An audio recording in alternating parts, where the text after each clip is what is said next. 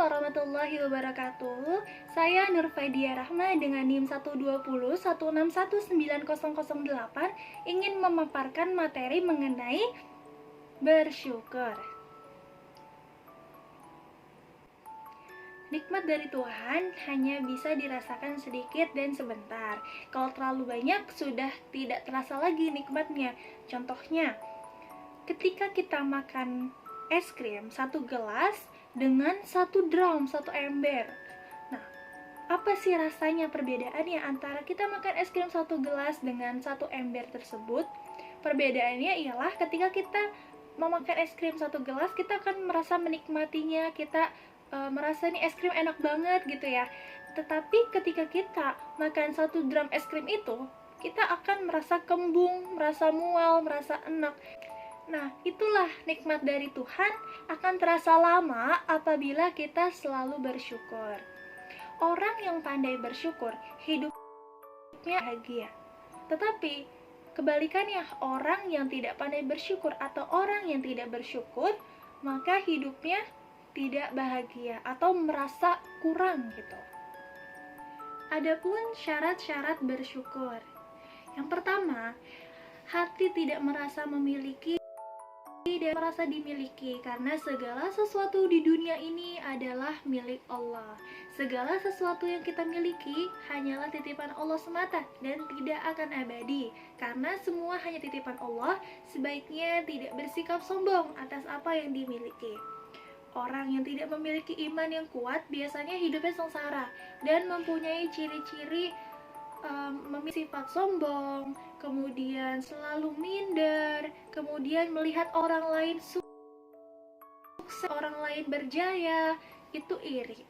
Kemudian mencari rezekinya itu dengan cara yang dimurkai Allah, atau mencari rezeki dengan cara licik, dan ketakutan kalau apa yang dimilikinya itu akan diambil oleh orang lain. Nah, semakin diri ini ingin dipuji, kemudian semakin ingin dihormati, kemudian semakin ingin dihargai, maka akan semakin sering sakit hati. Sikap yang baik adalah tidak menganggap diri ini lebih tinggi dari orang lain. Apabila ada orang lain yang bersikap sombong dan menghina kita, maka sebaiknya kita memaafkan. Itu lebih baik, dan insya Allah kita akan menjadi manusia yang mulia. Kemudian yang kedua, apabila diberi nikmat, rajin mengucapkan syukur kepada Allah. Alhamdulillah, puji Tuhan. Nah, kadang tuh hal-hal kecil seperti ketika kita bangun tidur, kita suka lupa mengucapkan syukur gitu, bahwa Allah menghidupkan kita kembali, bahwa kita masih diberi oksigen, kita masih bisa bernafas, kita masih bisa mengendalikan tubuh kita sesuai kemauan kita. Itu kadang kita lupa bersyukur. Saat bangun tidur, kita malah hal utama yang kita pikirkan adalah gawai, kita mencari gawai kita. Maka dari itu, ketika kita bangun tidur, kita awali pagi kita awali hari kita dengan bersyukur, dengan mengucapkan Alhamdulillahirrabbilalamin atas nikmat-nikmat Allah yang begitu besar. Nah, kemudian hidup akan bahagia apabila semua masalah yang dihadapi dikembalikan kepada Allah Subhanahu wa Ta'ala dan tidak dibesar-besarkan. Segala urusan atau masalah harus disikapi secara proporsional. Hati yang lapang dan banyak bersyukur akan membuat lebih bahagia. Yang ketiga, orang yang bersyukur adalah orang yang selalu tahu berterima kasih. Tidak termasuk orang yang bersyukur kepada Allah kalau tidak tahu berterima kasih kepada makhluk Allah. Termasuk bersyukur apabila senang membalas kebaikan orang lain dan tidak bisa membalas kebaikan orang lain sebelum mengingat kebaikan orang lain. Sering-seringlah mengingat kebaikan orang lain dibandingkan keburukannya. Yang keempat, pakailah nikmat yang diperoleh untuk mendekat kepada pemberi nikmat. Jadi ada sebuah kisah tentang 3 orang pengembara yang sedang menaiki kuda. Kemudian pengembara tersebut lelah dan beristirahat, kemudian tertidur. Setelah bangun, pengembara tersebut kehilangan kudanya. Jadi semua pengembara ini kehilangan kudanya lepas, dan raja dari negeri tersebut itu mendengar bahwa si pengembara ini tuh kehilangan kuda-kuda mereka. Akhirnya, karena tak enak hati, sang raja pun memberikan kuda kepada para pengembara beserta perlengkapannya. Pengembara 1 sebut saja Joko, pengembara 2 sebut saja Roni, dan pengembara 3 sebut saja Indro. Nah, si Joko ini sibuk menikmati keindahan kuda yang dikirimkan oleh sang raja. Kemudian Roni itu senang dengan kuda yang diberikan oleh sang raja dan berterima kasih kepada sang raja. Kemudian Indro senang dengan kuda yang diberikan oleh sang raja. Kemudian Indro berterima kasih kepada sang raja dan menggunakan kuda tersebut untuk mendekat kepada raja. Nah, menurut teman-teman di sini, menurut teman-teman yang nonton video ini, mana yang lebih baik antara Joko, Roni, dan Indro? Mana? Coba tebak. Yang lebih baik adalah Indro, karena Indro ini mensyukuri nikmat, berterima kasih kepada pemberi nikmat, dan menggunakan nikmat yang diterimanya itu untuk mendekat kepada sang pemberi nikmat. Manfaat bersyukur. Yang pertama, hidup dalam keberuntungan. Orang yang hidupnya bersyukur akan selalu berpikir positif di dalam setiap hal yang menimpannya, baik yang menyenangkan ataupun yang menyedihkan. Yang kedua, hidup dalam kebahagiaan. Orang yang bersyukur akan merasa hidupnya penuh dengan kecukupan. Oleh karena itu, mereka selalu merasa bahagia karena mereka yakin bahwa setiap apa yang dia peroleh itulah yang terbaik. Yang ketiga, memiliki wibawa di mata orang lain. Orang yang berbahagia adalah orang yang hidupnya penuh dengan kebaikan. Mereka memiliki wajah yang dihormati dan disayang oleh banyak orang karena wajah mereka dihiasi oleh wajah penuh syukur. Yang keempat, terlihat lebih rupawan. Menurut para pakar psikologi, orang yang bersyukur akan memiliki wajah yang selalu tersenyum, menjalani hidup, dan orang yang selalu tersenyum itu menambah kecantikan dan ketampanannya. Yang kelima, awet muda. Orang yang selalu bersyukur memiliki watak yang sabar, sedangkan orang yang sabar berdampak pada kesehatan awet muda. Karena otot wajah beraktivitas tidak terlalu banyak dibandingkan dengan orang yang memiliki watak pemarah. Ada sebuah pesan dari A.A. Jim saat A.A. Jim mengisi kajian di sebuah majelis. A.A. Jim berpesan mengenai bersyukur.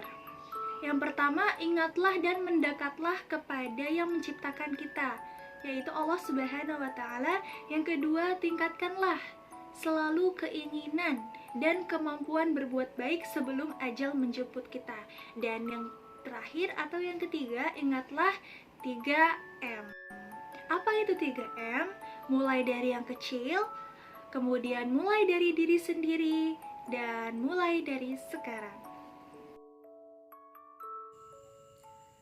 Assalamualaikum Fadia, saya Najma Lutfia dengan NIM 12016190023. Izin bertanya, kita tahu bahwa syukur itu adalah bentuk terima kasih kita kepada Allah atas karunia-karunia-Nya. Tapi menurut Fadia sendiri, hakikat sebenarnya dari syukur itu apa? Terima kasih. Saya izin menjawab pertanyaan dari Najmi Lutfia mengenai hakikat syukur.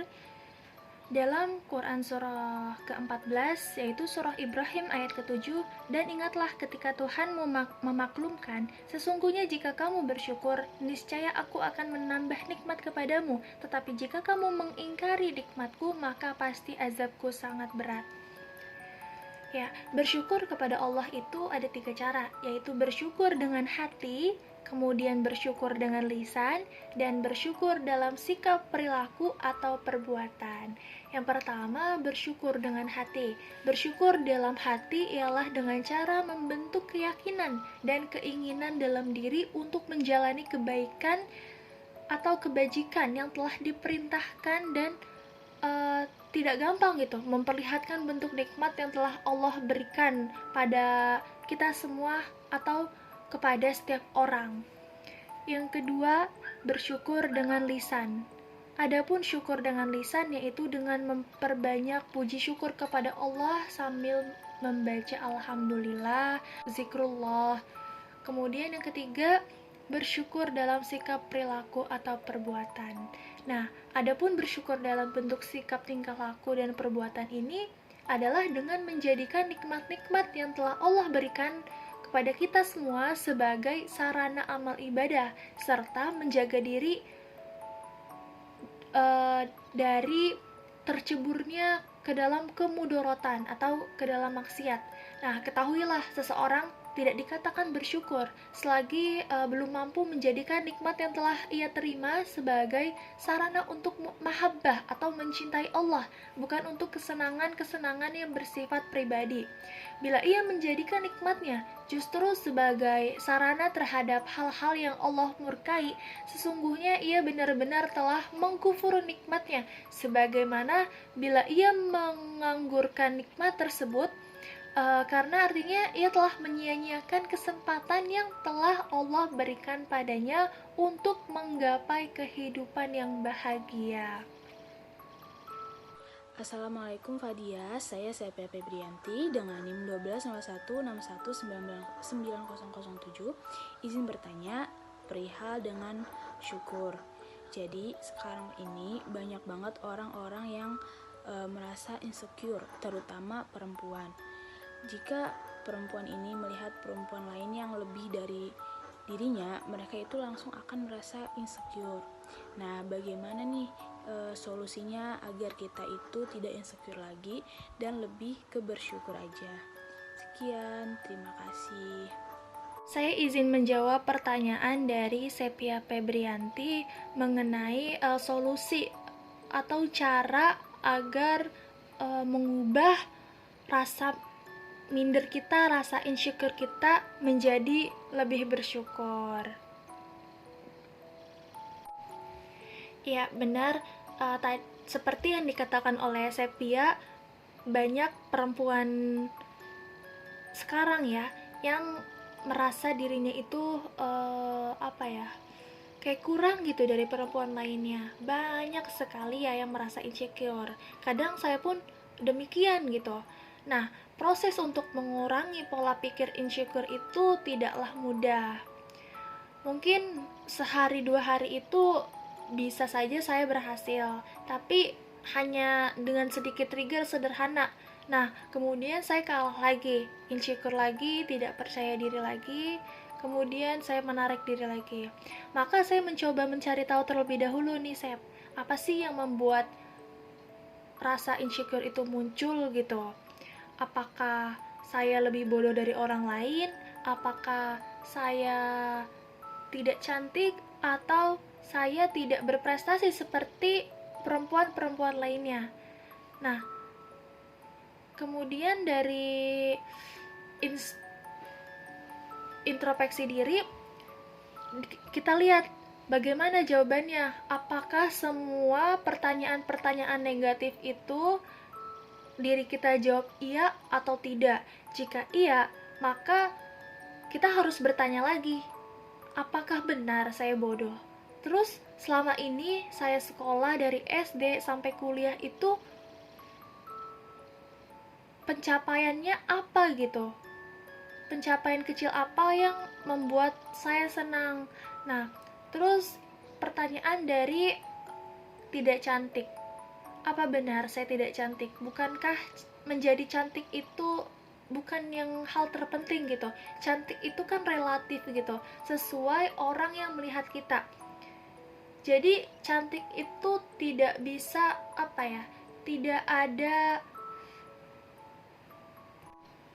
ada gambaran khususnya. Apakah cantik itu yang mulus, yang kulitnya glowing, yang putih, yang langsing, atau seperti apa? Nah, kita balik lagi, cantik itu kan relatif gitu.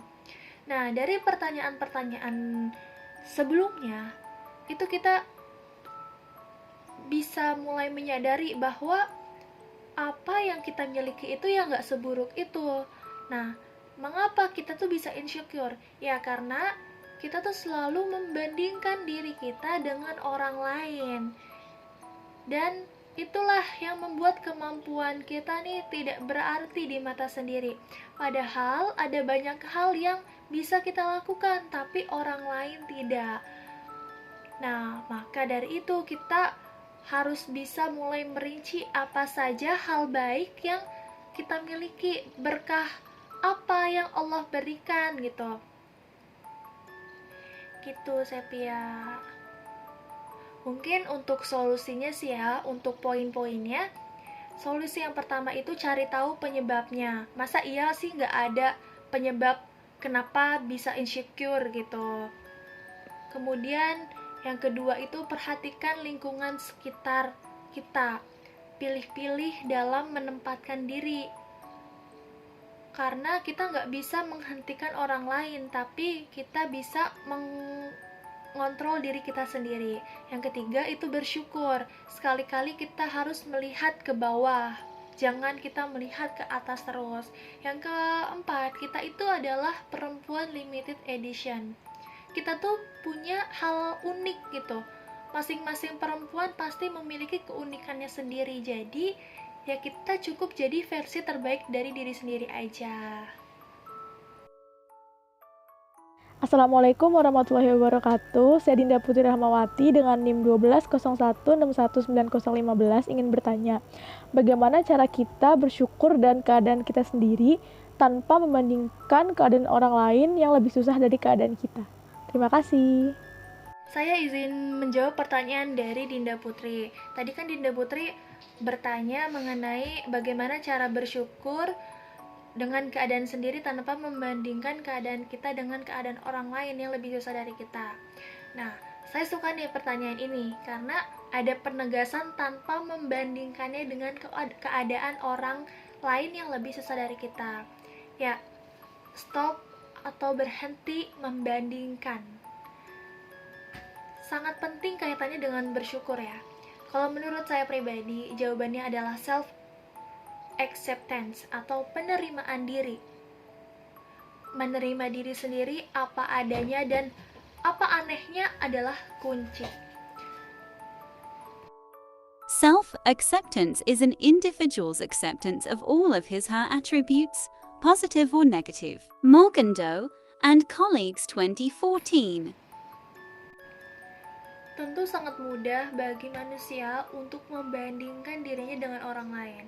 Manusia makhluk sosial. Secara tidak sadar, terkadang kita terlalu mendengarkan pendapat orang lain dan membuat patokan sukses dengan meniru kesuksesan orang lain. Padahal keadaan tiap individu itu kan berbeda atau tidak sama gitu ya. Sebetulnya manusia tidak perlu membandingkan diri dengan orang lain untuk bersyukur. Bersyukur memang bukan perkara mudah. Kadang kita perlu melihat orang lain bernasib malang dulu gitu supaya kita itu bersyukur dengan diri. Sungguh tidak adil dan tidak perlu. Padahal sumber rasa syukur itu ada dalam diri kita sendiri. Ketika seseorang bisa menerima dirinya apa adanya, maka dia akan lebih mudah bersyukur atas dirinya tanpa perlu berharap orang lain bernasib malang. Seperti itu, Dinda.